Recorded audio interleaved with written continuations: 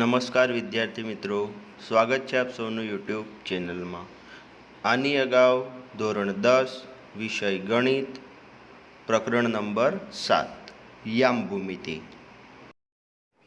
એ વિડીયોમાં વિદ્યાર્થી મિત્રો શું જોયું હતું આપણે એ વિડીયોની અંદર કોઈ પણ રેખાખંડના વિભાજન કરતા બિંદુઓના યામ વિશે ચર્ચા કરી હતી।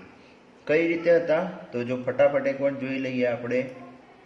ધારો કે કોઈ બિંદુ એ હોય x1 y1 અને બિંદુ બી હોય x2 y2 ને જોડતા રેખાખંડ AB નું કોઈ બિંદુ P એ m1 જેમ m2 ગુણોત્તરમાં વિભાજન કરે તો સૂત્ર તો આપણું P ના યામ is equal to m2x1 plus m1x2 ના છેદમાં m1 પ્લસ m2, ત્યારબાદ m2y1 પ્લસ m1y2 ના છેદમાં m1 પ્લસ m2। આ રીતે હતું। હવે આપણે એની આગળના દાખલા વિશે ચર્ચા કરીશું। જોઈએ ઉદાહરણ નંબર 8। ઉદાહરણ નંબર 8 માં શું છે વિદ્યાર્થી મિત્રો, તો ઉદાહરણ નંબર 8 ની અંદર બિંદુઓ એક આપેલા છે। એ બિંદુ આપેલું છે 2 -2 અને બિંદુ બી આપેલું છે -7 4 ને જોડતા રેખાખંડના ત્રિભાગ બિંદુઓના યામ એ આપણે શોધવાના છે। તો વિદ્યાર્થી મિત્રો, ત્રિભાગ બિંદુના યામ શોધવાના એટલે એનો મતલબ શું થયો કે એક રેખાખંડ છે આપણી પાસે, પહેલેથી કહી દીધું છે કે એ અને બી રેખાખંડ છે। આ રેખાખંડના ત્રિભાગ બિંદુઓ એ આપણે શોધવાના છે। સૌ પ્રથમ તો વિદ્યાર્થી મિત્રો, ત્રિભાગ બિંદુઓ કોને કહેવાય? તો ત્રિભાગ બિંદુઓ એટલે કે એવા બિંદુઓ જે રેખાખંડ ABના કુલ 3 સરખા ભાગ કરતા હશે। હવે સિમ્પલ વસ્તુ છે, જો મારે 2 સરખા ભાગ કરવા હોય તો અહીંયાથી એક ભાગ થાય, પરંતુ આપણે તો કેટલા સરખા ભાગ કરવાના છે? 3 સરખા। એટલે મારે કુલ કેટલા બિંદુ લેવા પડે? 1 અને 2 બિંદુ લેવા પડે। આપણે ધારી લઈએ કે આ બિંદુ છે P અને આ બિંદુ છે Q। હવે આખો રેખાખંડ થયો તો આ રેખાખંડના 3 ભાગ પડ્યા। કેટલા ભાગ પડ્યા? આ નંબર 1 2 અને 3। આ 3 ભાગની લંબાઈ કેવી હશે? સરખી હશે। એટલે આને 1 1 અને 1 આ રીતે આપણે વિભાજિત કરી દીધા। હવે આપણે સૌ પ્રથમ તો શું લખીશું? તો ધારી લઈશું કે ધારો કે રેખાખંડ AB ના ત્રિભાગ બિંદુઓ કયા કયા? P અને Q છે। આ રીતે ધારી લીધું। હવે આપણે P અને Q બિંદુ ધારી લીધા બાદ હવે શું કરીશું આપણે? તો હવે આનો ગુણોત્તર મેળવીશું। કઈ રીતે મેળવીશું? જો બિંદુ P નો ગુણોત્તર મારે જોઈતો હોય તો બિંદુ P ના ગુણોત્તર માટે P થી આપણે ચેક કરવાનું કે રેખાખંડ AB ના કેવી રીતે ભાગ પડે છે। જો P થી અહીંયા એક બાજુનો ભાગ પડે છે અને આ ભાગ કેટલો થાય છે? આખો ડબલ ભાગ થાય છે, એટલે કે આમાં 2 આવે છે। એનો મતલબ શું થયો? તો આનો મતલબ એવો થયો કે બિંદુ P એ રેખાખંડ AB નું 1/2 ગુણોત્તરમાં વિભાજન કરે છે। જો ધ્યાન રાખો ખાસ, કઈ રીતે વિભાજન કરે છે? તો 1/2 ગુણોત્તરમાં જે છે તે વિભાજન કરે છે। હવે આપણે બિંદુ P ના યામ શોધી લેવાના। તો બિંદુ P ના યામ માટે સૌપ્રથમ આપણને ખબર છે કે x1 y1 x2 y2, ત્યારબાદ m1 અને m2 તે છૂટા કરી દઈએ। તો જો પહેલા એ ને આપણે x1 y1 લઈ લઈએ તો એના યામ શું છે આપણી પાસે? 2 અને -2 એટલે x1 બરાબર કેટલા મળી જશે? 2 અને y1 બરાબર મળી જશે -2। તે જ રીતે બી ને આપણે x2y2 લઈ લઈએ તો બીના યામ શું છે -7 અને 4, એટલે x2 બરાબર કેટલા મળશે -7 અને y2 બરાબર કેટલા મળશે 4. તે જ રીતે m1 જેમ m2, એટલે ગુણોત્તર શું છે આપણો p માટે 1 જેમ 2, એટલે m1 બરાબર કેટલા થઈ ગયા તો m1 બરાબર થઈ ગયા 1 અને m2 બરાબર કેટલા થઈ ગયા તો m2 બરાબર થઈ ગયા 2. હવે આપણું સૂત્ર મૂકી દઈશું વિભાજનનું, તો વિભાજન સૂત્ર મૂકીશું, ત્યારબાદ તેની આગળની પ્રક્રિયા. તો વિભાજન કરતું બિંદુ કયું તો p ના યામ બરાબર સૂત્ર શું આવશે, આખું સૂત્ર જ લખી દઈએ પહેલા, m2x1 વત્તા m1x2 ના છેદમાં m1 પ્લસ m2, તે જ રીતે m2y1 પ્લસ m1y2 ના છેદમાં m1 પ્લસ m2. જો વિદ્યાર્થી મિત્રો આ m2x1 અને m1x2 છે એને તમે આગળ પાછળ લખો તો પણ ચાલે, એટલે કે આને પહેલા લખો ને આને પછી લખો એનાથી કોઈ ફરક પડતો નથી, કારણ કે બંને શેમાં છે સરવાળાની અંદર આવેલા છે એટલા માટે. બરાબર. હવે આપણે કિંમતો મૂકી દઈએ. કિંમતો મૂક્યા બાદ શું મળશે તો જોઈએ, ચાલો. m2 ની કિંમત શું છે 2, ત્યારબાદ x1 ની કિંમત શું છે તો એ પણ 2, પ્લસ m1 ની કિંમત 1, x2 ની કિંમત -7 અને છેદમાં m1 પ્લસ m2 એટલે 1 વત્તા 2. તે જ રીતે m2 ની કિંમત ફરી 2, y1 ની કિંમત છે -2 પ્લસ m1 ની કિંમત 1 અને y2 ની કિંમત 4 અને છેદમાં ફરી 1 વત્તા 2. આ રીતે થશે. હવે આગળ એનું સાદુરૂપ કરીશું તો શું થશે 2 દુ 4 અને 7 એકા -7 થઈ જશે અને છેદમાં 1 વત્તા 2 એટલે આ મળી જશે 3.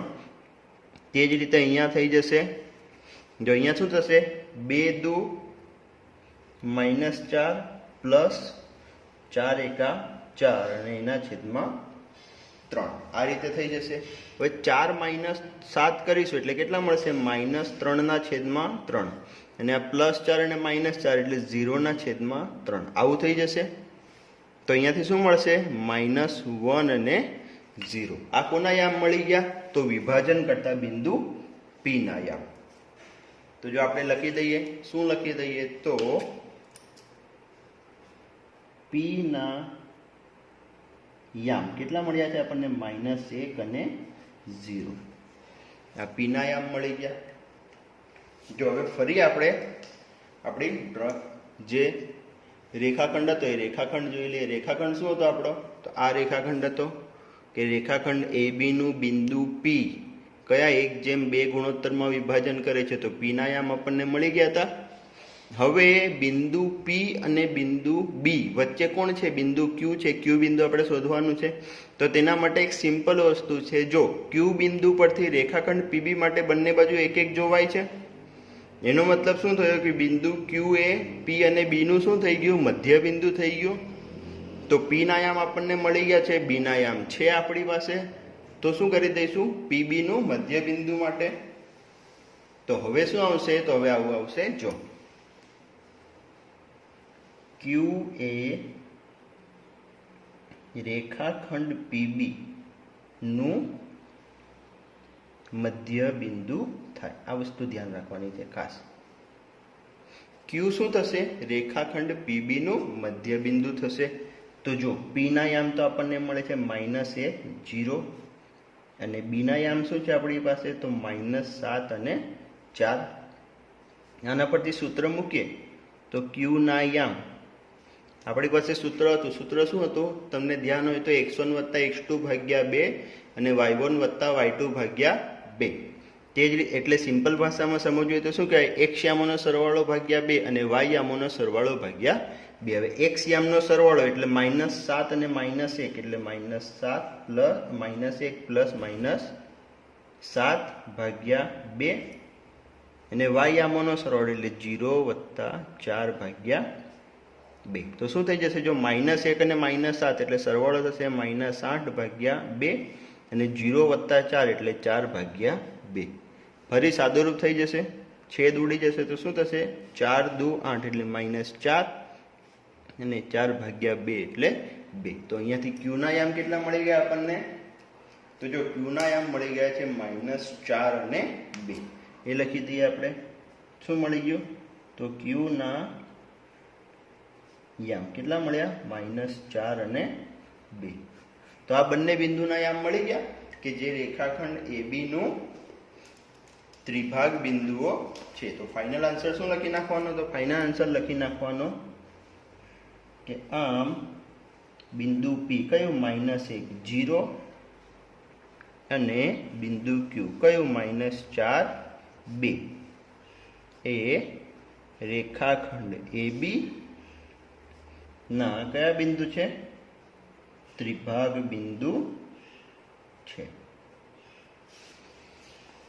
જો ફરી એકવાર આપણે પુનરાવર્તન કરી લઈએ તો શું હતું? ઉદાહરણ આપણું એવું હતું કે આપણે બિંદુઓ A 2 - 2 અને B -7 4 ને જોડતા રેખાખંડના ત્રિભાગ બિંદુઓના યામ શોધવાના હતા। એના માટે શું કર્યું? આપણે રેખાખંડ AB ડ્રો કર્યો, ત્યારબાદ P અને Q બે બિંદુ ધારી લીધા। એટલે શું ધારી લીધું? ધારો કે AB ના ત્રિભાગ બિંદુઓ કયા કયા? P અને Q છે। જો ત્રિભાગ બિંદુ હોય તો P Q એટલે કે P અને Q કેટલા? 1 2 ને 3 સરખા ભાગ કર્યાના। તો બિંદુ P માટે ગુણોત્તર લેવો હોય તો શું લેવાય? 1/2। જો આ જ રીતે તમારે વિદ્યાર્થી મિત્રો બિંદુ Q માટે ગુણોત્તર લેવો હતો તો Q માટે શું થતું? આ 2 ભાગ અને આ 1 ભાગ। એટલે Q માટે ગુણોત્તર લખતા તો શું લખતા તમે? 2/1। આ રીતે Q માટે પણ ગુણોત્તર લઈ અને પહેલા Q શોધી લો, ત્યારબાદ બિંદુ P એ AQ નું મધ્ય બિંદુ થાય તે રીતે બિંદુ P ના યામ પણ તમે એવી રીતે શોધવા હોય તે રીતે તમે શોધી શકો છો। બરાબર।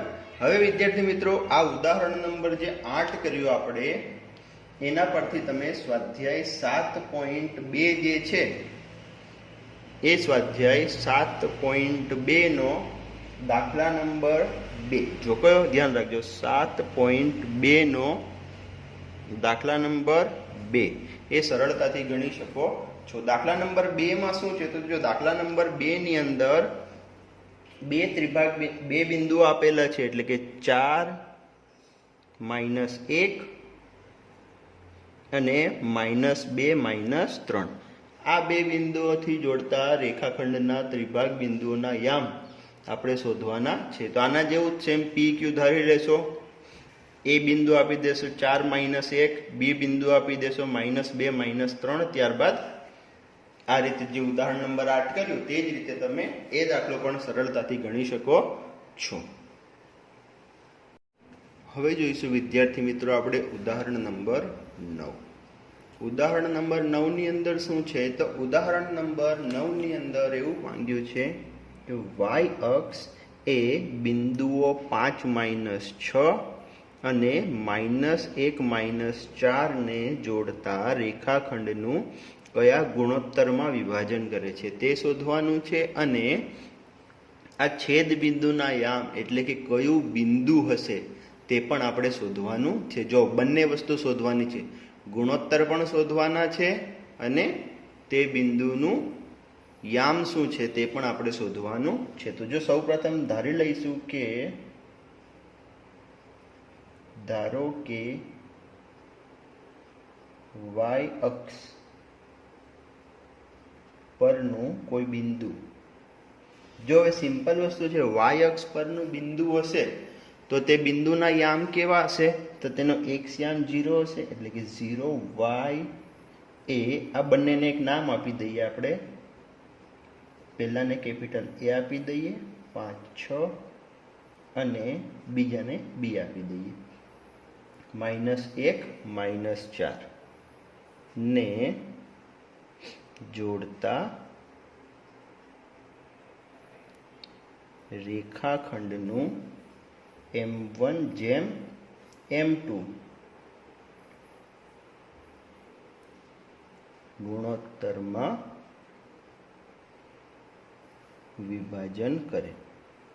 જો આખું સ્પષ્ટ થઈ ગયું. હવે દાખલો આપણો આપણે શું ધારી લીધું કે ધારો કે વાય અક્ષ પરનું બિંદુ 0y એ કેપિટલ A 5 - 6 અને B -1 - 4 ને જોડતા રેખાખંડનું m1/m2 ગુણોત્તરમાં વિભાજન કરે. હવે આપણે શું કરી દઈશું? તો હવે આપણે x1 x2 y1 y2 લઈ લઈશું. એટલે પહેલું બિંદુ છે એ બિંદુને આપણે શું લઈ લઈએ? x1 y1 એટલે 5 - 6. તો અહીંયાથી x1 બરાબર કેટલા મળશે? 5. y1 બરાબર મળશે -6. તે જ રીતે બીજું બિંદુ B એને આપણે લઈ લઈએ x2 y2 એટલે શું થઈ જશે? -1 - 4. એટલે x2 કેટલા મળશે આમાંથી? -1 અને y2 કેટલા મળશે? -4. આ રીતે થઈ જશે. જો હવે શું કરી દઈશું આપણે? તો હવે m1 અને m2 તો છે જ આપણી પાસે, એટલે હવે યામ પરથી કરી દઈશું. તો વિભાજન કરતું બિંદુ કયું હતું? આ વાળું. એટલે કે સૂત્ર આવી જશે 0y. અને જો આપણે બિંદુ P નામ આપી દઈએ તો P0y ઇઝ ઇક્વલ ટુ સૂત્ર આપણે મૂકી દઈશું. કયું સૂત્ર આપણું? m1x2 પ્લસ m2x1 ના છેદમાં m1 પ્લસ m2. ત્યારબાદ m1y2 પ્લસ m2y1 ના છેદમાં m1 પ્લસ m2. આ રીતે કરી દઈશું. હવે કિંમતો મૂકી દઈએ તો m1 ની m2 ની કિંમતો તો છે નથી આપણી પાસે, એને એમનું એમ રહેવા દઈશું. એટલે m1 x2 ની કિંમત શું છે? તો x2 ની કિંમત છે -1 પ્લસ m2 એ તો એમના એમ જ. x1 ની કિંમત શું છે? તો 5 અને છેદમાં ફરી m1 પ્લસ m2. ત્યારબાદ ફરી m1 ની કિંમત એમની એમ, y2 ની કિંમત છે -4 પ્લસ m2 ની કિંમત શું છે? તો m2 ની તો છે નથી, તો m2 એમના એમ. અને y1 ની કિંમત છે -6 અને છેદમાં ફરી m1 પ્લસ m2 અને સામે શું છે? તો 0y.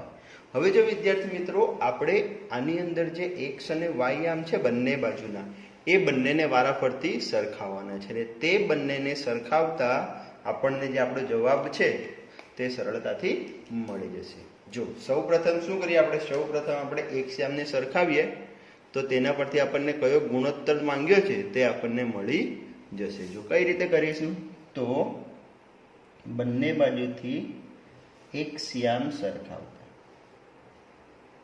જો ધ્યાન રાખો કયો યામ સરખાવવાનો છે આપણે? તો x યામ સરખાવતા. x યામને સરખાવીએ તો શું થશે? x યામ આ બાજુ 0 છે ને આ બાજુ આ છે, તો 0 ઇઝ ઇક્વલ ટુ, જો અહીંયા ગુણાકાર કરી દઈએ m1 અને -1 એટલે -m1, આ થઈ જશે 5m2. ત્યારબાદ અહીંયા છે m1 પ્લસ m2, આ તો એમના એમ જ રહેશે. હવે શું થશે? તો m1 પ્લસ m2 જે છે આ બાજુ જતા રહેશે, તો આના પરથી શું થશે? અહીંયા ગુણાઈ જશે તો 0 થઈ જશે. અને એના પરથી શું મળશે? તો માત્ર -m1 પ્લસ 5m2 આ રીતે મળશે. હવે -m1 છે ને આપણે આ બાજુ લઈ આવીશું તો પ્લસ m1 થઈ જશે. તો શું મળશે અહીંયાથી? તો m1 is equal to 5m2 આવું થઈ જશે. હવે ગુણોત્તર મેળવવાનો છે તો m2 ને આ બાજુ આપણે છેદમાં લઈ આવીએ તો અહીંયાથી શું મળશે? આવું મળશે m1/m2 બરાબર 5. અને છેદમાં કશું નથી તો એના છેદમાં શું લઈ શકીએ આપણે? 1 લઈ શકીએ. એટલે આપણે ગુણોત્તર જો મળી ગયો m1/m2 કેટલા મળ્યા? m1/m2 5/1. એટલે આપણે જે ગુણોત્તર માંગ્યો હતો એ ગુણોત્તર આપણને અહીંયા મળી ગયો છે. હવે કયો યામ સરખાવી દઈશું? તો હવે y યામ સરખાવી દઈશું. તો જો બંનેનો y યામ સરખાવીએ તો શું થશે? અહીંયા સરખાવી દઈએ બંનેનો y યામ સરખાવતા. y યામ સરખાવીશું તો બંને બાજુ, પહેલી બાજુ તો શું છે? જો અહીંયા y રહેશે એટલે આ y તો એમના એમ જ. ત્યારબાદ સામેની બાજુ જો m1 ઇન્ટુ -4 એટલે આને શું થાય? -4m1 આવું થઈ જશે. ત્યારબાદ m2 અને -6 એટલે -6m2 આવું થઈ જશે, અને છેદમાં તો m1 પ્લસ m2 છે જ. હવે અહીંયા જો વિદ્યાર્થી મિત્રો m1 જેમ m2 બરાબર 5 જેમ 1 છે, એટલે અહીંયાથી m1 કેટલા થયા 5 અને m2 કેટલા થયા 1. આ બંનેની કિંમત જે છે એ આપણે અહીંયા મૂકી દઈશું. તો જો -4 m1 ની કિંમત કેટલી છે તો 5 -6m ના m2 ની કિંમત છે 1 અને છેદમાં m1 પ્લસ m2 એટલે 5 વત્તા 1 આવું થઈ જશે. જો અહીંયા થશે 4 પંચા 20, ત્યાં થશે -6 એકા 6 અને છેદમાં કેટલા થઈ જશે 5 ને 1 6 એટલે કેટલા થશે -26 ભાગ્યા 6 આ મળશે આપણને. ત્યારબાદ શું થઈ જશે, આનો છેદ ઉડી જશે, 2 એ છેદ ઉડશે, 13 દુ 26 અને 2 તરી 6 આ રીતે થઈ જશે. તો કેટલા મળી ગયા તો -13 ભાગ્યા 3. આ શું મળી ગયું y ની કિંમત મળી ગઈ. એટલે આના પરથી તમે ફાઇનલ જવાબ લખી શકો છો. શું જવાબ લખી શકો છો તો y અક્ષ પરનું બિંદુ, જો આ જવાબ છે અહીંયા ધ્યાન રાખજો, y અક્ષ પરનું બિંદુ. કયું બિંદુ y, આપણી પાસે 0y હતું એટલે 0 તો એમના એમ રહેશે, અને y એટલે -13 ભાગ્યા 3 એ રેખાખંડ AB નું કયા ગુણોત્તરમાં તો 5:1 ગુણોત્તરમાં વિભાજન કરે છે. આ રીતે તમે વિદ્યાર્થી મિત્રોનો જે ફાઇનલ જવાબ છે તે સરળતાથી ગણી શકો છો. હવે વિદ્યાર્થી મિત્રો સેમ ટુ સેમ ઉદાહરણ નંબર 9 જેવો દાખલો સ્વાધ્યાયનો છે. કયા સ્વાધ્યાયનો 7.2 નો, જો ધ્યાન રાખજો 7.2 નો 5મા નંબરનો દાખલો. કયો 7.2 નો 5મા નંબરનો દાખલો જે છે એ તમારે કરવાનો છે આ ઉપરથી. અને એની અંદર શું આપ્યું, જો આપણને x અક્ષ અહીંયા y અક્ષ આપેલું હતું એની જગ્યાએ તમને એ ઉદાહરણની અંદર x અક્ષ આપેલું છે. જો ફરી ધ્યાનથી જોઈ લેજો, અહીંયા જે આપણું y અક્ષ છે એની જગ્યાએ એની અંદર શું આપેલું છે કે x અક્ષ એ બિંદુઓ. જો બિંદુઓ પણ હું લખી દઉં છું. કયા કયા બિંદુ આપેલા છે તો પહેલું બિંદુ આપેલું છે 1 - 5 અને બીજું બિંદુ આપેલું છે એ જે છે -4 અને 5 ને જોડતા રેખાખંડનું કયા ગુણોત્તરમાં વિભાજન કરે છે, અને તે વિભાજન કરતા બિંદુના યામ પણ આપણે શોધવાના છે. તો જો તેની અંદર તમે શું કરશો, ધારો કે આપણે y અક્ષ ધારીએ તો એની જગ્યાએ તમે શું ધારશો x અક્ષ પરનું બિંદુ. હવે 0y ધાર્યું તો એની જગ્યાએ તમે શું ધારશો px0 આવી રીતે ધારવું પડશે. એ ધારવામાં ખાસ ધ્યાન રાખજો. x અક્ષ પરનું બિંદુ px0 એ આ બે બિંદુઓને જોડતા રેખાખંડનું m1/m2 ગુણોત્તરમાં વિભાજન કરે છે. આ રીતે કરશો. જો પછી અહીંયા x0 આવશે એટલે તમે જ્યારે એક પહેલા શું કયો યામ સરખાવવો પડશે તે વખતે તમારે પહેલા y યામ સરખાવવો પડશે, અને ત્યારબાદ x યામ સરખાવશો તો એ દાખલો જે છે એ તમારો એનો જવાબ તમને મળી જશે. હવે વિદ્યાર્થી મિત્રો આપણે જોઈશું ઉદાહરણ નંબર 10. ઉદાહરણ નંબર 10 માં શું છે જો ધ્યાન રાખો.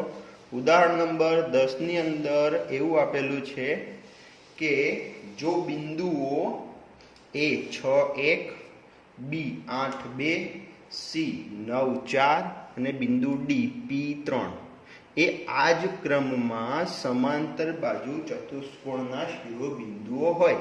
સમાંતર બાજુ ચતુષ્કોણ આપણે દોરી દઈએ.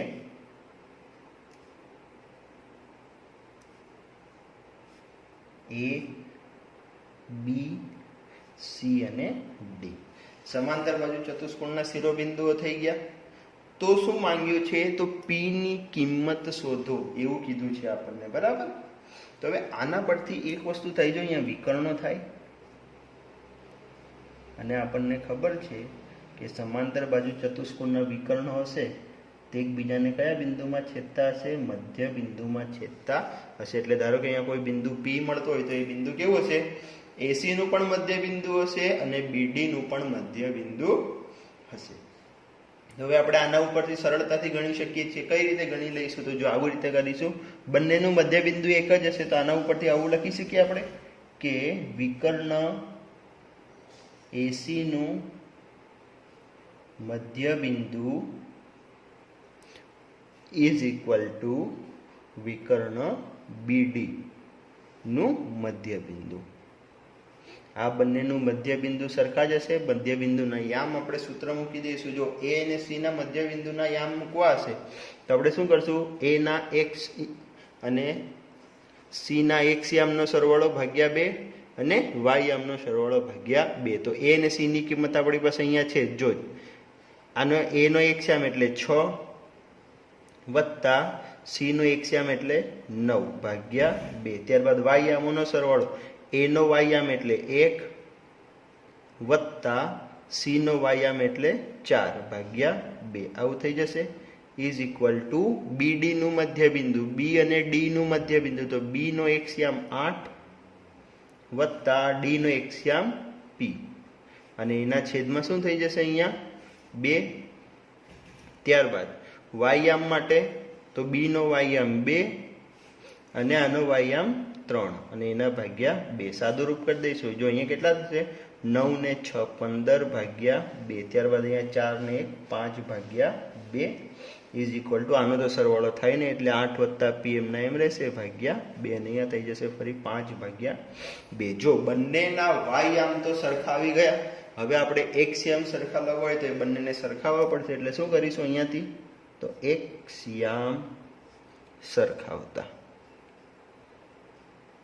જો ધ્યાન રાખો ખાસ, કયા યામ સરખાવવાના છે? આપણે અહીંયાથી એક્સ યામને સરખાવી દઈશું. જો એક્સ યામને સરખાવશું તો શું થશે? અહીંયાથી 15 ભાગ્યા 2 ઇઝ ઇક્વલ ટુ 8 વત્તા પી ભાગ્યા 2. આવું થશે. બંને બાજુથી 2 2 કેન્સલ થઈ જશે. એટલે શું મળશે અહીંયાથી? તો આવું મળશે 15 બરાબર 8 વત્તા પી. આવું મળશે. 8 ક્યાં બાજુ?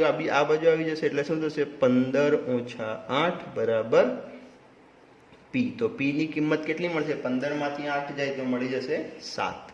એટલે જે આપણે કિંમત શોધવાની હતી પી ની, પી ની કિંમત કેટલી મળી ગઈ આપણને? 7 મળી ગઈ છે. જો ફરી એકવાર જોઈ લઈએ. આપણને 4 શિરોબિંદુ આપેલા છે.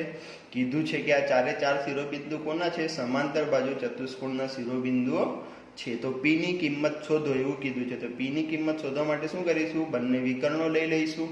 બંને વિકર્ણોના મધ્ય બિંદુ સરખા હશે. ત્યારબાદ મધ્ય બિંદુના યામનું સૂત્ર મૂકી દઈશું અને આ રીતે તમે જે છે પી ની કિંમત જે છે તે સરળતાથી મેળવી શકો છો. વિદ્યાર્થી મિત્રો, સ્વાધ્યાયનો સેમ દાખલો આના જેવો જ 7.2 નો 6 નંબરનો દાખલો કયો? ધ્યાન રાખી લેજો. 7.2 નો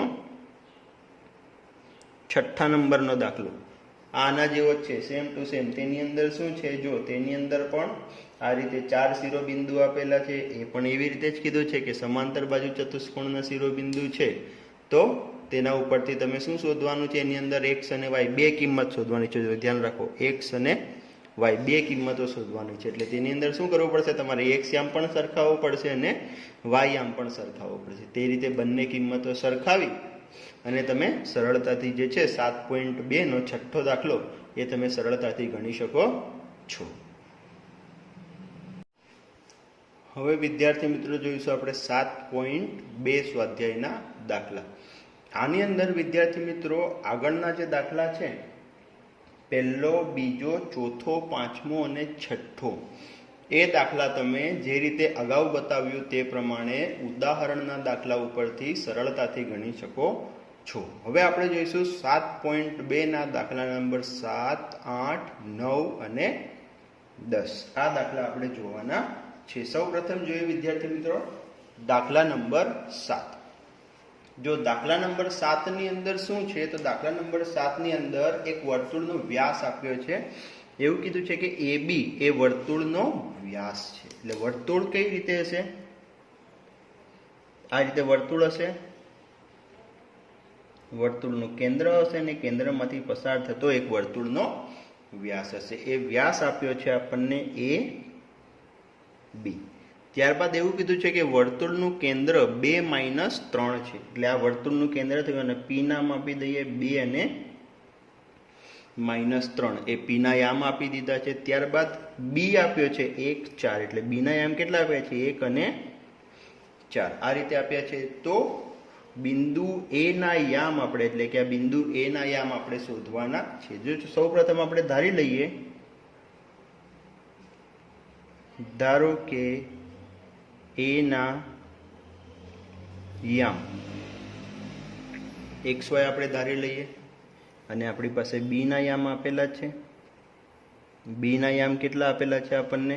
તો 1, 4.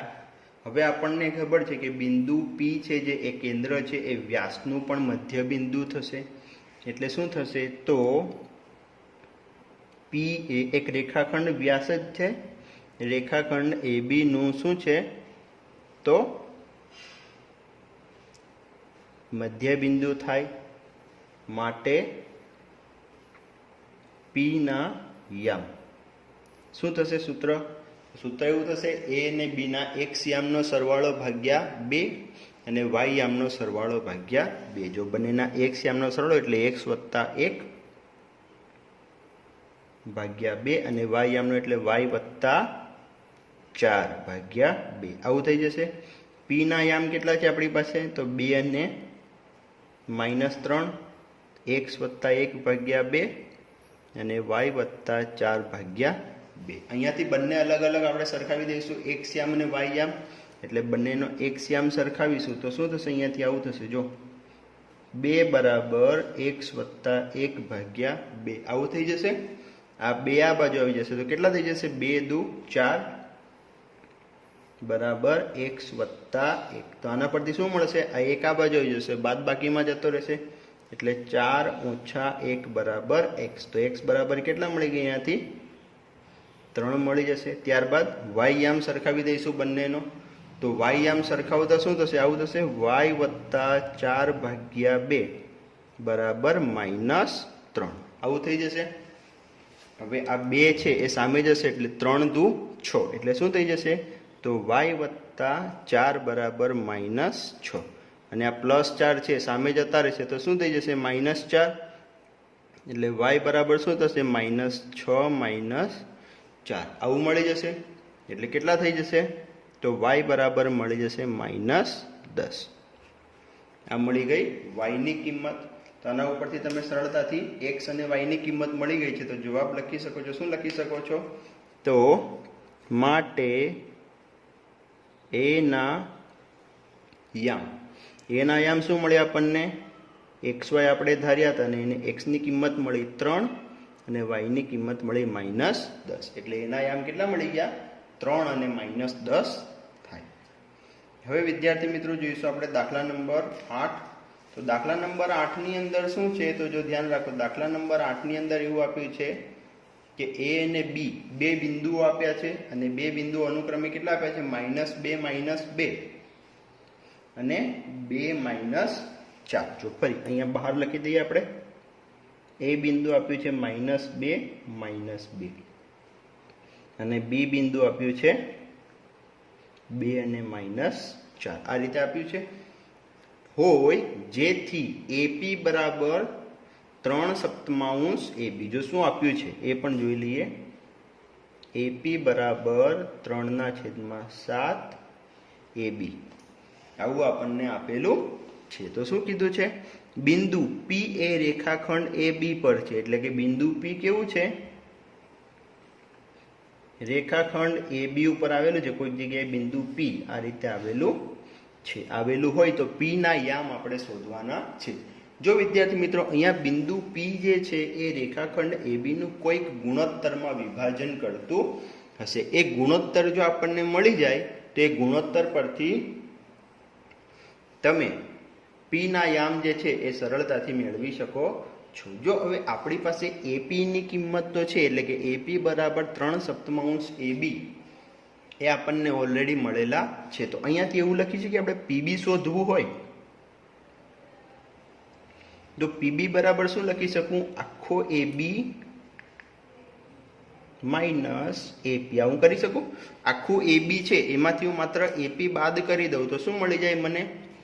PB મળી જાય. ફરી જો AB માંથી AP બાદ કરીએ તો શું મળે? PB. એટલે એ જ લખ્યું છે આપણે PB બરાબર AB -AP. અને AB તો એમના એમ રહેશે.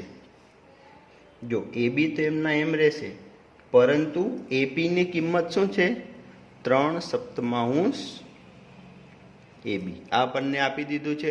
હવે 7નો લસા થઈ જશે એટલે શું થઈ જશે? 7ab માઇનસ 3ab ભાગ્યા 7. આવું થઈ જશે. તો 7ab માંથી 3ab જશે તો કેટલા વધશે? 4ab ભાગ્યા 7. આ શું મળી ગયું મને? પીબીની કિંમત મળી ગઈ. તો પીબીની કિંમત મળી ગઈ તો આના પરથી શું મળશે? જો આના ઉપરથી આપણને મળશે એપી ભાગ્યા પીબી. એપીની કિંમત શું છે? તો 3/7ab અને પીબીની કિંમત 4/7ab. જો એબી કટ થઈ જશે, 7 કટ થઈ જશે, શું થઈ ગયું? 3/4. એટલે કે એપી ભાગ્યા પીબી એટલે કે એપી જેમ પીબી કેટલું મળ્યું? 3/4. એનો મતલબ શું થયો? કે બિંદુ પી એ રેખાખંડ એબી નું 3/4 ગુણોત્તરમાં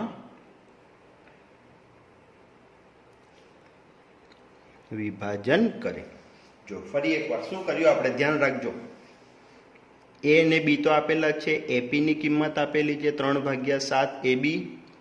ત્યારબાદ પી બિંદુ રેખાખંડ એબી ઉપરથી એવું કીધું છે તો પીના યામ મારે શોધવા હશે તો મને એ શોધવું પડે કે પી એ રેખાખંડ એબી નું કયા ગુણોત્તરમાં વિભાજન કરે છે. અને એ ગુણોત્તર શોધવા માટે મારી પાસે એપી તો છે પણ પીબી શોધવો પડે. તો પીબી બરાબર શું થઈ ગયો? આખો એબી માઇનસ એપી. એપીની કિંમત મૂકી દીધી 3/7 એબી. લસા લઈ લીધો 7ab ઓછા 3ab ભાગ્યા 7. 7 માંથી 3 જશે તો 4ab ભાગ્યા 7. આ પીબીની કિંમત મળી ગઈ. ત્યારબાદ ગુણોત્તર કરી દીધો એપી ભાગ્યા પીબી એટલે કયો ગુણોત્તર મળ્યો? સાદુરૂપ કર્યું તો 3/4 ગુણોત્તરમાં વિભાજન કરે છે. આવું આપણને મળી ગયું છે. હવે વિદ્યાર્થી મિત્રો એ બી અને ગુણોત્તર આ બંને છે આપણી પાસે, ત્રણેય વસ્તુઓ છે. તો પી ના યામ જે છે આપણને સરળતાથી મળી જશે. તો કઈ રીતે કરશું? આપણે ફરી ધારી લઈએ કે એ ને આપણે x1 y1 લઈ લઈએ છીએ. -2 યામ છે એટલે x1 બરાબર -2 મળશે અને y1 બરાબર પણ -2 મળશે. ત્યારબાદ ફરી બી જે છે એને x2 y2 લઈ લઈશું એટલે b બરાબર શું થઈ જશે? x2 y2 એટલે bx2 y2 આ રીતે થશે. અને b ના યામ શું છે આપણી પાસે? તો b ના યામ છે 2 અને -4. તો x2 બરાબર 2 અને y2 બરાબર -4. ત્યારબાદ m1 જેમ m2 ગુણોત્તર લઈ લે અને ગુણોત્તર શું છે? તો 3/4 એટલે m1 કેટલા મળી ગયા? 3 અને m2 કેટલા મળી ગયા? 4. હવે આપણું સૂત્ર મૂકી દઈશું. સૂત્રની અંદર કિંમતો મૂકી દઈશું. સૂત્ર શું છે આપણું? તો સૂત્ર છે કે બિંદુ P ના યામ બરાબર m1x2 પ્લસ m2x1 ના છેદમાં m1 પ્લસ m2. ત્યારબાદ ફરી m1y2 પ્લસ m2y1 ના છેદમાં m1 પ્લસ m2. આ રીતે છે. હવે m1 અને x2 કિંમતો મૂકતા જઈશું વારાફરતી. m1 ની કિંમત કેટલી છે? 3. x2 ની કિંમત કેટલી છે? 2 પ્લસ ફરી m2 ની કિંમત છે 4. x1 ની કિંમત છે -2 અને છેદમાં m1 પ્લસ m2 એટલે 3 વત્તા. તે જ રીતે m1 ની કિંમત છે આપણી પાસે ફરી 3. y2 ની કિંમત છે કેટલી? -4 વત્તા m2 ની કિંમત છે 4 અને y1 ની કિંમત છે -2 અને ફરી એના છેદમાં m1 પ્લસ m2 એટલે 3 વત્તા 4. આ રીતે કિંમતો આવી જશે. હવે આનું સાદુરૂપ કરી દઈશું. સાદુરૂપ કરીશું તો શું મળશે? જો 3 દુ 6 ઓછા 4 દુ 8 અને છેદમાં 3 વત્તા 4 એટલે 7 આવું થઈ જશે. ત્યારબાદ ફરી 4 તરી 12 એટલે -12 થશે અને અહીંયા થશે જો 4 દુ 8 એટલે -8 થશે અને આના છેદમાં 3 વત્તા 4 એટલે કેટલા મળી જશે 7. તો જો ધ્યાનથી p ના યામ મળી ગયા આપણને કેટલા 6 ઓછા 8 એટલે -2/7 અને -12 અને -8 એટલે -20/7. આ કોના યામ મળ્યા? તો p ના યામ જે આપણે શોધવાના હતા એ આપણા મળી ગયા છે. એટલે વિદ્યાર્થી મિત્રો આ દાખલો તમે આ રીતે કરી શકો છો. હવે જોઈશું આપણે દાખલા નંબર 9.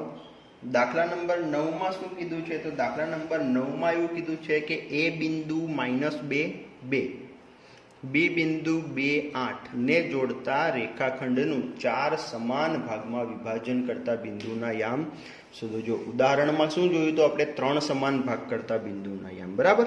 હવે આપણે શોધવાનું છે 4 સમાન ભાગ કરતા બિંદુઓના યામ. જો 4 સમાન ભાગ આપણી પાસે રેખાખંડ AB આ રીતે હોય, 4 સમાન ભાગ કરવા હશે તો કેટલા બિંદુ જોઈશે આપણને? જો 2 સમાન ભાગ કરવા હતા તો 3 બિંદુ જોઈતા હતા અને 4 સમાન ભાગ કરવા હશે તો કેટલા બિંદુ જોઈશે? મારે 3 બિંદુઓ જોઈશે. આપણે ધારી લઈએ બિંદુ P, Q અને R અને બધા ભાગ કેવા હશે? સરખા ભાગ હશે, બરાબર. હવે ધારી લઈશું કે ધારો કે રેખાખંડ AB ના 4 સમાન ભાગ કરતા બિંદુઓ કયા કયા? P, Q અને R છે. આપણે ધારી લીધું. હવે જો અહીંયાથી શું મળશે ધ્યાન રાખજો ખાસ. બિંદુ Q જે છે એની બંને બાજુ 2 ભાગ છે એટલે અહીંયા પણ 2 ભાગ છે અને અહીંયા પણ 2 ભાગ છે, બરાબર. જોવાય છે બધાને? એટલે Q પરથી જો અહીંયા 2 ભાગ પડે છે અને અહીંયા પણ આ 2 ભાગ પડે છે એટલે બિંદુ Q જે છે એ આખા રેખાખંડ AB નું મધ્ય બિંદુ થશે. કઈ રીતે? જો ધ્યાન રાખજો. Q એ રેખાખંડ AB નું શું થશે? તો મધ્ય બિંદુ થાય. આના ઉપરથી આપણે શું કરીશું? A અને B ની કિંમત આપણી પાસે છે. A ની કિંમત શું છે? ફરી એકવાર -2 2. B ની કિંમત શું છે? 2 અને 8. તો આના પરથી આપણને Q ના યામ મળી જશે. શું મળશે Q ના યામ? તો Q ના યામ મધ્ય બિંદુનું સૂત્ર આપણે વાપરવાનું છે. મધ્ય બિંદુનું સૂત્ર શું છે? તો x યામનો સરવાળો ભાગ્યા 2 અને y યામનો સરવાળો ભાગ્યા 2. x યામનો સરવાળો એટલે -2 2 એટલે -2 વત્તા 2 ભાગ્યા 2 અને y યામનો સરવાળો એટલે 2 વત્તા 8 ભાગ્યા 2. -2 વત્તા 2 એટલે 0 ભાગ્યા 2 અને 2 વત્તા 8 એટલે 10 ભાગ્યા 2. તો જો અહીંયાથી આપણને Q ના યામ શું મળી ગયા? તો 0 ભાગ્યા 2 એટલે 0 અને 10 ભાગ્યા 2 એટલે 5. આપણને કોના યામ મળી ગયા? Q ના યામ મળી ગયા છે. હવે જો અહીંયાથી ફરી શું થશે? જો બિંદુ P જે છે A અને Q નું મધ્ય બિંદુ થાય કારણ કે P ની આજુબાજુ બંને AQ માં 1 1 છે. તો આના ઉપરથી કોની કિંમત મળી જશે આપણને? તો આના ઉપરથી આપણને P ની કિંમત મળી જશે. એટલે શું થશે? તો આવું લખાશે કે P એ રેખાખંડ AQ નું મધ્ય બિંદુ થાય. અને A ના યામ શું છે આપણી પાસે? -2 2 અને Q ના યામ અત્યારે જ મળ્યા 0 અને 5. આ રીતે છે. હવે આપણે આના પરથી P ની કિંમત શોધી લઈશું. તો P ના યામ એટલે સૂત્ર શું આવી જશે? તો x યામનો સરવાળો ભાગ્યા 2 અને y યામનો સરવાળો ભાગ્યા 2. x યામનો સરવાળો એટલે -2 વત્તા 0 ભાગ્યા 2 અને y યામનો સરવાળો એટલે 2 વત્તા 5 ભાગ્યા 2 એટલે -2 વત્તા 0 ભાગ્યા 2 એટલે શું થઈ જશે? -2 ભાગ્યા 2 અને 2 વત્તા 5 એટલે કે 7 ભાગ્યા 2. જો 2 2 તો ઉડી જશે. તો P ના યામ ફાઇનલી આપણને શું મળશે? તો પી ના યામ મળશે 2 બે ઉડી ગયા એટલે -1 અને 7/2. આ રીતે વિદ્યાર્થી મિત્રો કોના યામ મળી ગયા આપણને? પી ના યામ મળી ગયા છે. હવે આર ના યામ શોધવા માટે તો જો ફરી એકવાર આર ના યામ શોધવા માટે આપણી ફિગર પર જવું પડશે. આર કોનું મધ્ય બિંદુ થઈ જાય? ક્યુબી નું મધ્ય બિંદુ થઈ જાય, કારણ કે બંને બાજુ 1 1 છે. તો આર માટે કોના કોના ક્યુ અને બી ના યામ જોઈશે? ક્યુ ના યામ આપણને 0 5 છે જ, બી ના યામ 2 8 છે જ આપણી પાસે. તો ફરી શું લખાશે હવે? તો આના માટે આવું લખાશે કે બિંદુ આર એ કોનું મધ્ય બિંદુ છે? તો રેખાખંડ ક્યુબી નું મધ્ય બિંદુ થાય. તો આના પરથી જો ક્યુ ના યામ આપણી પાસે છે 0 5 અને બી ના યામ શું હતા? તો બી ના યામ છે આપણી પાસે 2 અને 8. હવે આના ઉપરથી આર ના યામ મળી જશે, સૂત્ર મૂકી દઈશું. તો આર ના યામ એક્સ યામોનો સરવાળો ભાગ્યા 2 એટલે 0 + 2 ભાગ્યા 2 અને વાય યામોનો સરવાળો એટલે 5 + 8 ભાગ્યા 2. આવું થઈ છે.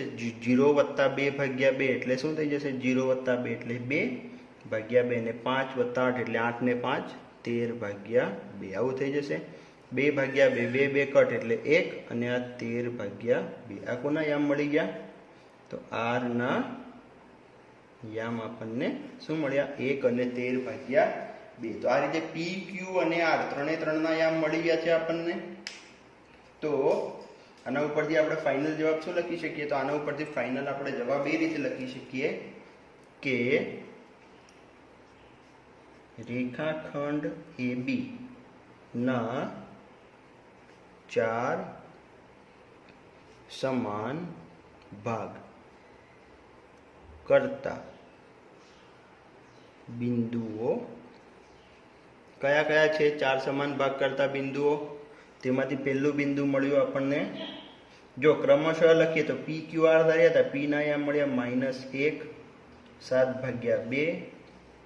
ક્યુ ના યામ આપણને કેટલા મળ્યા? 0 અને 5 અને આર ના યામ કેટલા મળ્યા? 1 અને 13/2 છે. આ રીતે વિદ્યાર્થી મિત્રો જે છે દાખલા નંબર 9 એ તમે સરળતાથી ગણી શકો છો. જો વિદ્યાર્થી મિત્રો હવે તમારે ખાસ ધ્યાન એ રાખવાનું છે કે રેખાખંડના કેટલા ભાગ કરવાના છે, બરાબર? એ ભાગ ઉપરથી તમે આ દાખલો જે છે આ પ્રકારના દાખલા ગણી શકો છો. એક દાખલો આપણે જોયો 3 સમાન ભાગ કરતા બિંદુઓ માટે. આ દાખલો જોયો આપણે 4 સમાન ભાગ કરતા બિંદુઓ માટે.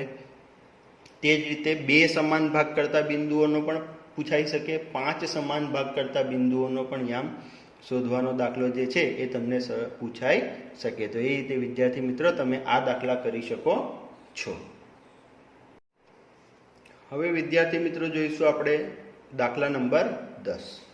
દાખલા નંબર 10 ની અંદર શું છે? તો દાખલા નંબર 10 ની અંદર સમબાજુ ચતુષ્કોણના ક્રમિક શિરોબિંદુ આપેલા છે, બરાબર? તો પહેલા તો આપણે ધારી લઈશું આને. સમબાજુ ચતુષ્કોણ ડ્રો કરી દઈએ. એટલે કે એવું ચતુષ્કોણ કે જેની 4 4 બાજુઓના માપ કેવા હશે? સરખા હશે.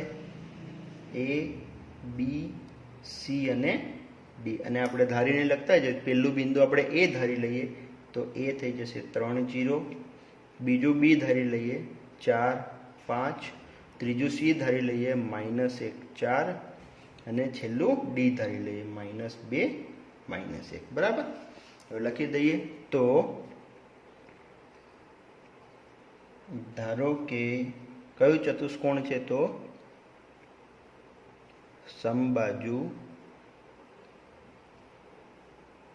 ચતુષ્કોણ ABCD છે અને એના યામ લખીને આવીએ. તો એના યામ શું આપણે ધાર્યા?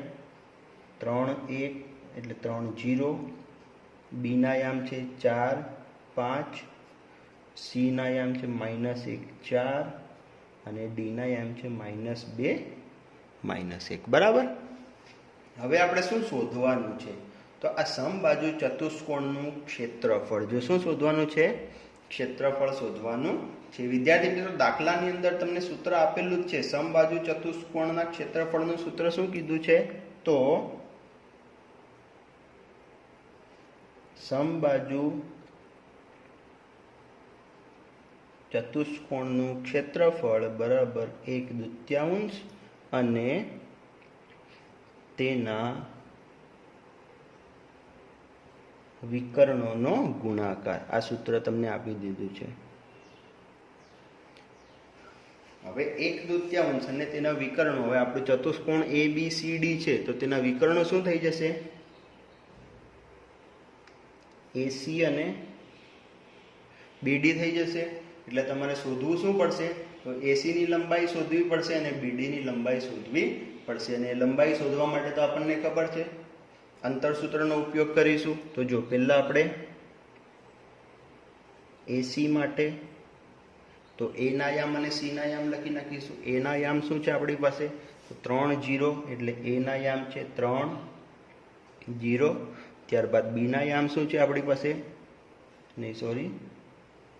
C ના યામ શું છે આપણી પાસે? તો -1 4. આ રીતે છે. હવે AC ની કિંમત શોધવી હોય તો AC બરાબર શું થશે? સૂત્ર આવશે વર્ગમૂળમાં એક શ્યામોનો તફાવત, એટલે 3 ઓછા 1 નો વર્ગ વત્તા 0 ઓછા 4 નો વર્ગ. આવું થઈ જશે. હા, તો આના પરથી શું મળશે આપણને? જો 3 ઓછા 1 એટલે ઓછા વત્તા, એટલે 3 વત્તા 1 એટલે કેટલા થઈ જશે? 4. અને 4 નો વર્ગ એટલે કેટલા થઈ જશે? 16. ત્યારબાદ 0 ઓછા 4 નો વર્ગ, તો ફરી 16. કેટલા થશે? 16 ને 16 એટલે 32. 32 એટલે વર્ગમૂળમાં શું કહે? 16 દુ 32. 16 નું વર્ગમૂળ 4 એટલે 4 વર્ગમૂળમાં 2. આ કોની કિંમત મળી ગઈ? AC ની કિંમત આપણને 4 વર્ગમૂળમાં 2 મળી ગઈ છે. તે જ રીતે આપણે હવે શું શોધી લઈશું? વિકર્ણ BD શોધી લઈશું. તો વિકર્ણ BD માટે તો BD માટે B ના યામ શું હતા આપણી પાસે? 4 5. અને D ના યામ શું હતા? તો -2 -1. આપણી પાસે D ના યામ હતા. તો BD ની કિંમત શોધવું હોય તો BD નું સૂત્ર મૂકીશું. સૂત્ર શું આવશે?